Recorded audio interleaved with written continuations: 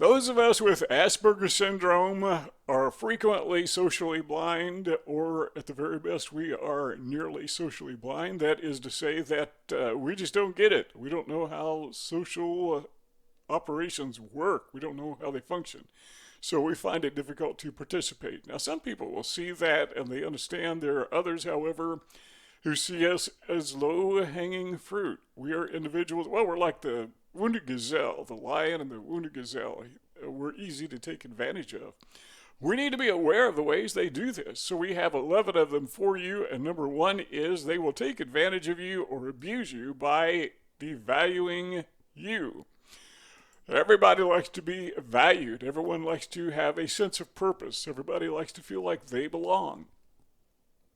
Well, how do we get those feelings of acceptance? Well, we often get them by accepting others. And so it is reciprocated. We're kind to them, they're kind to us. We help them, they help us. Or maybe it's in the reverse. They're kind to us, so we reciprocate by being kind to them. We form bonds, we form friendships. However, there are those narcissists and those psychopaths we mentioned before who see Aspies and empaths as low-hanging fruit. Yeah, we're the gazelles, the wounded gazelle that is easy prey, and they will pounce on us so they can take advantage of us, and they do that by devaluing us.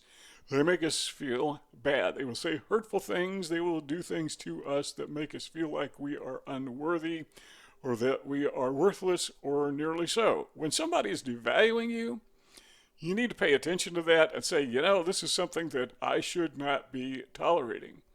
Number two, believe it or not, there are some individuals who actually feel intimidated by Aspies and by empaths. Now, why would that be so? I mean, after all, we're kind of socially awkward. We have our flaws. We have our difficulties, our challenges. Well, I think it's because people with Asperger syndrome have strong self-control. That is to say that we are not easily we don't become angry easy. Now, there are some exceptions, but we have this control about us that we seem to be centered all the time, even when we're hurting inside. It doesn't always show outside. Well, there are some individuals who are bothered by that because they see that we have something that they don't have, and that intimidates them. So they will try to recompense by intimidating us. That's, I guess, a kind way of saying trying to bully us. Three is this: they will try to dominate you. Now, wherever there are two or more people, there will be somebody who is more dominant than the other. That's just the way nature works. Wherever there's a group of people, somebody will be the dominant person within that group, and they form a hierarchy. But even if it's just two, again, at least one of those people necessarily will be the dominant person. The individual who is a narcissist or a psychopath innately feels like he has to dominate virtually everyone that he possibly can. Several ways he may do that. Maybe it's through bullying. Maybe it's through being a sycophant, just trying to be overly kind to someone, not because they care about them, but because they want that recompensation. They want them to be kind back to them so that they can take advantage of them. It's a process of dominating. But mentally healthy people learn to control themselves. They learn to dominate themselves before they try to dominate others. So if you happen to be that dominant person, first of all, you dominate yourself, and then you understand that this person may not be as strong as I am emotionally, may not be as secure as I am emotionally. So I understand that, and they have a bit of a shortcoming, so I'm going to be kind to that person. I'm going to be courteous to that person. I'm going to try to hold them up.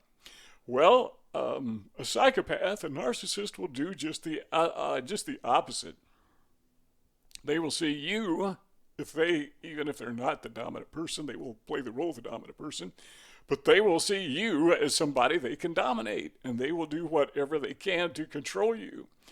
When these people get to the point where they're trying to control you down to the most minute aspects of your life, I mean every little thing, they have to dominate. You need to see that as a warning signal. That is something that you should not tolerate. Some people will outright try to manipulate you.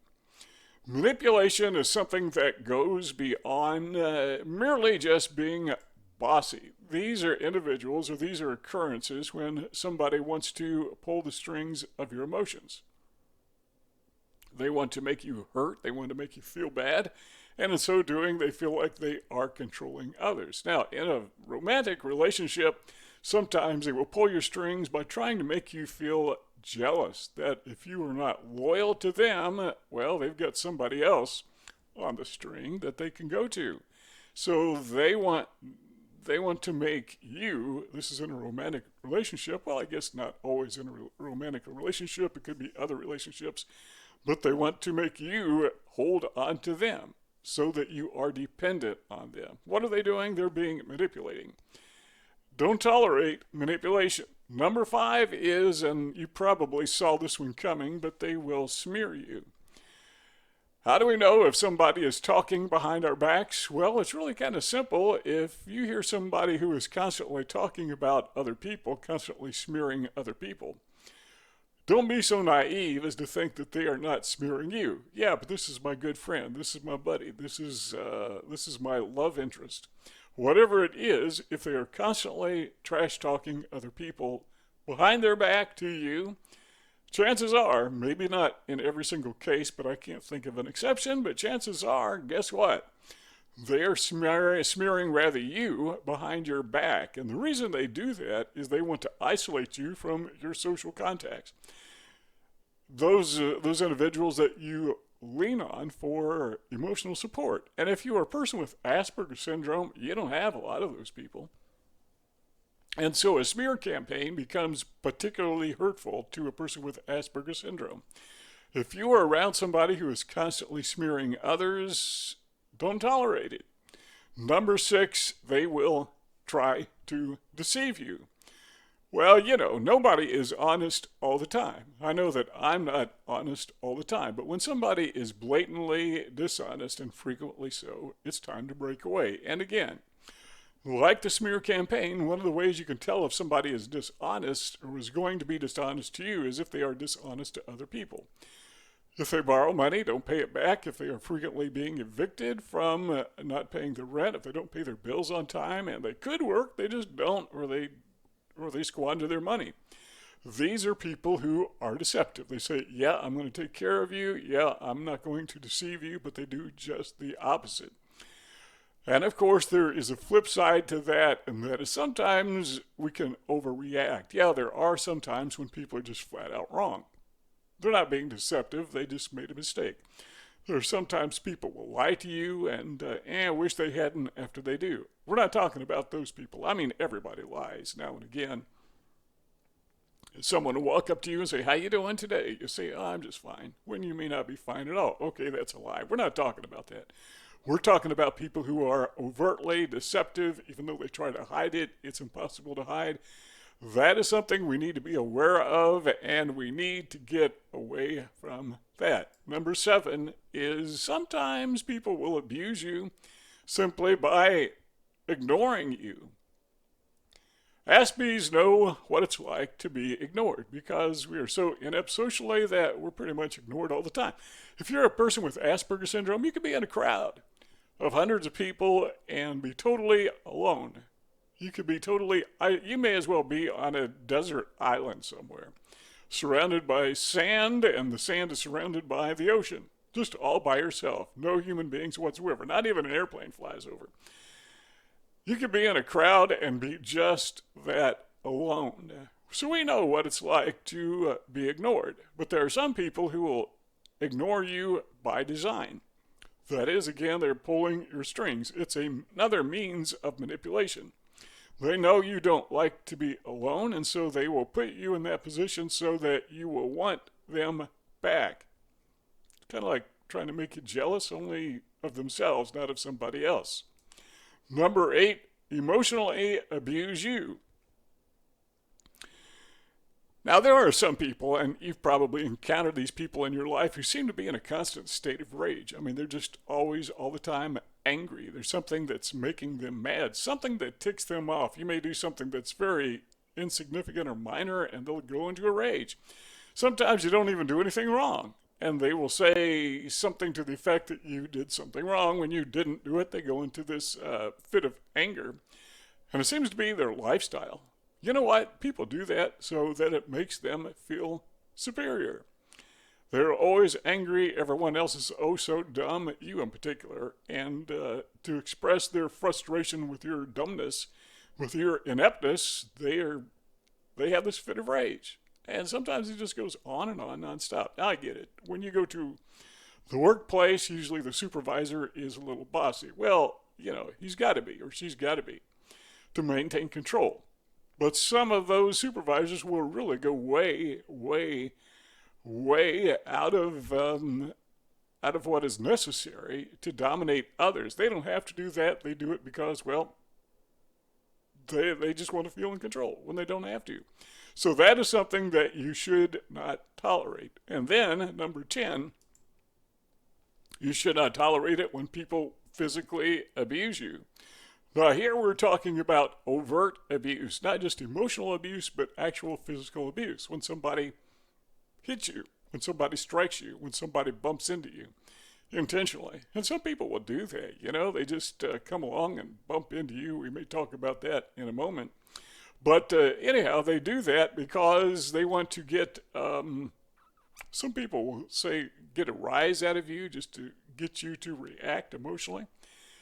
Why are they doing that? Why are they physically abusing you? Well, it makes them feel strong. They want to dominate so that you will know that they are the strongest person, that you are weak. Don't tolerate it, even if it's a slight little bump to pull your strings, to get a rise out of you. If they just bump you just to see if they can make you mad, don't put up with it. Number 10 is financially abuse you. Don't tolerate it. Even well-intended people will financially abuse you. Now, they may try to get you into some kind of a business deal, an ill-advised pyramid scheme, or something else, and they may actually think they're trying to help you. Doesn't matter. Don't tolerate it. If it's going to hurt you financially, even if they don't know it's going to hurt you financially, you don't have to tolerate that. You don't have to give everybody money every time they ask for it. One of the fatal flaws of being a big lottery winner is everybody thinks they own your money, that you're obligated to give them money for a business startup or to bail them out of credit cards or whatever. And even if you help them, chances are they will fail in the business or they will get themselves right back into debt because that's their behavior pattern. That's the way they think. And giving people money sometimes can help them immensely, but if you have to give them money over and over and over again, maybe you're doing more harm than good. Yeah, I know there are exceptions to that. We've all had hard times in our life financially where it's really been wonderful to have somebody come along and help bail you out. Or maybe you are in an occupation that doesn't pay very well. I know some guys in the ministry who make next to nothing, and people will come and bail them out. Well, I don't think those ministers are taking advantage of people. They're not financially abusing people. They are truly grateful for the help. And by the way, when somebody says thank you, that doesn't necessarily mean that they are thankful. They may just be saying it because that's what they know you expect to hear. So there are some people out there, they just think it's savvy. They see themselves as cunning, as smart, to rip people off financially. What to do? Don't tolerate it. Don't put up with it. Keep in mind that your money, your finances, your financial health is your business and it's your responsibility. And when you allow people to financially abuse you, what you are doing is you are, in a sense, inflicting self-harm. Number 11 is bait you. Now, we kind of touched on this just a moment ago, but when we talk about baiting people, we're talking about when somebody will intentionally annoy you, maybe say something or do something that is bothersome. So they can get a rise out of you so that you will respond or react emotionally. The best way I know to not tolerate this is to ignore it. I know it's hard to do. Sometimes it's just flat out impossible to do. But they will bait you by trying to trigger you to get that response out of you. And when you do, they feel like they are in control. They pushed your button. And when they pushed your button, you reacted.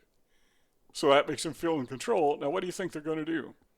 They're going to push your button again because they like that feeling. The dopamine is released. They like the feeling of controlling other people. Particularly you, because you are, if you are an Aspie, because they see you as being gullible. They see you as being an easy target, so they will do it over and over and over again, but only if you tolerate it. Best way to do it is just don't respond. Just don't react. Or if you do react, just tell them, hey, would you grow up? Or maybe say, why are you pushing my buttons? Always frame it as a question, so that makes them obligated to answer. Chances are they don't know how to answer, or they don't have an answer. Now, considering baiting, there's something else we ought to mention, and that is something that is called catfishing. You're probably familiar with that. That typically happens online, but doesn't have to. But in social media, somebody will pretend to be somebody else so they can attract you. Usually the end result of that is they're trying to extract money out of you. So that's kind of like number 10. They're trying to financially abuse you. So it's a combination of number 10 and 11, financially abuse you through baiting you. It happens all the time. In fact, all you have to do is look at an advertisement. Most of them, like the ones, most of the junk mail you get, it's baiting. Now, it could be honest baiting, could be good baiting, but it's still baiting. And when it's baiting to take advantage of you, don't tolerate it. Just practice. Take that bait that you get in the mail, which you probably do anyhow, throw it in the trash. Then imagine if somebody were baiting you in real life. Ask yourself this question. If this guy were sending me a direct mail piece to bait me, would I throw it in the trash? And if the answer is yes, then you probably ought to throw that in the trash. On your screen, you see there are 2 rectangle boxes. If you click on one of those boxes, this conversation between you and me, it just goes on and on, until you decide you want to quit. We got a lot more to talk about, so let's keep the conversation going.